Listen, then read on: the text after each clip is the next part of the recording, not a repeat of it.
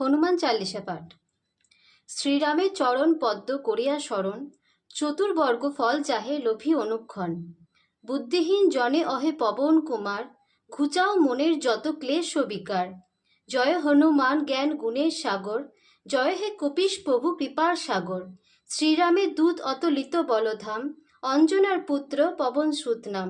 মহাবীর বজরঙ্গী তুমি হনুমান, কুমতি নাশিয়া করো সুমতি প্রদান।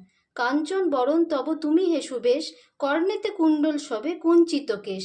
হাতে বজ্র তব আর ধ্বজা বিরাজে, সুন্দর গদাটি কাঁধে তোমার যে সাজে। অপরূপ বাহু পবন নন্দন, মহাতেজ ও প্রতাপ জগৎ বন্দন।